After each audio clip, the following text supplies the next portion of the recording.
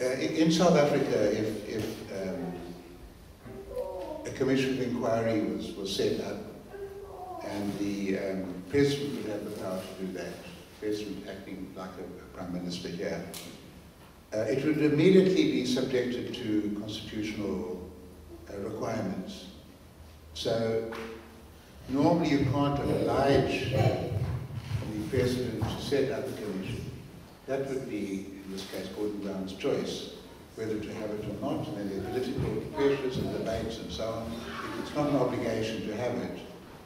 And it would be very difficult to go to court to get an order against the Prime Minister here or against the President saying he must have it. But if it's going to be set up, we had a case where Nelson Mandela set up a commission of inquiry into the Rugby Football Union, and it became a very big case, as you can imagine, because of the nature, and there were problems of maladministration and racism and so on. And the inquiry was challenged in the High Court, and the High Court called upon Mandela to testify, and I think he thought his charm would win over the judge, and the judge said a few nice things about him, but actually disbelieved him. And I think in future it's very unlikely that a president will go and testify in the ordinary way, and I think very few judges would even require or wish that to happen. It came on appeal to us, and we certainly accepted that the decision was subjected to judicial review, but a very large discretion is given to the person requiring it.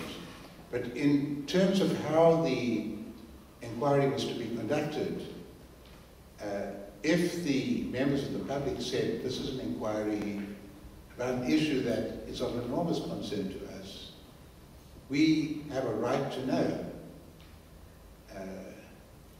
If the media said we want to pass on the information, we have a right to pass on the information, they can come to court, and frequently the media do come to court, and they do bring challenges against secrecy, which they feel violates certain constitutional principles. And then what would the court do? What would the government do? The government would have to justify. It couldn't just say, this is my authority, it's my prerogative, I can set it up in what terms I like. It's saying, I'm going to do it, it's an exercise of public power, and I acknowledge in the public domain it has to meet with constitutional criteria. And that's where proportionality would come in.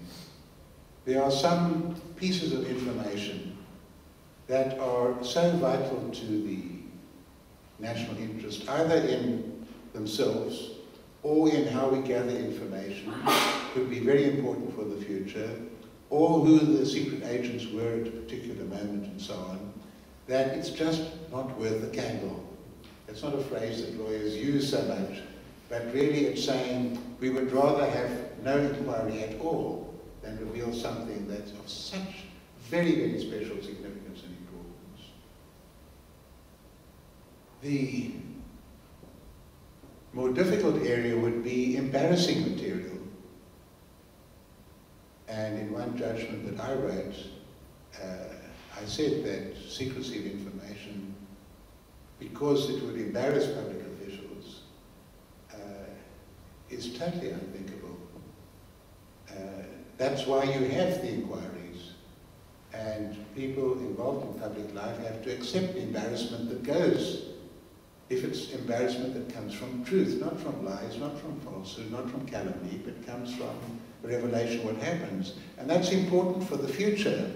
It's not just who wins in the retrospective battle of we was robbed or we were right. It's to be a constraint on people in the future, knowing they can't get away with slipshod work, just acting on rumors and material information that can't be easily justified. So it's a very important aspect of democracy and of public understanding and control and public accountability and responsibility. And then it would go to the court to ultimately decide, giving a fair degree of discretion to the authorities, quite a large margin of appreciation in their favour. They are the government. They have quite a strong sense of what should be withheld and what not, but the ultimate word doesn't lie with them. They can't just put a stamp on saying, top secret, end of matter. Then sometimes you get the further problem, well, if it's revealed in court what those secrets are, then the whole thing is lost.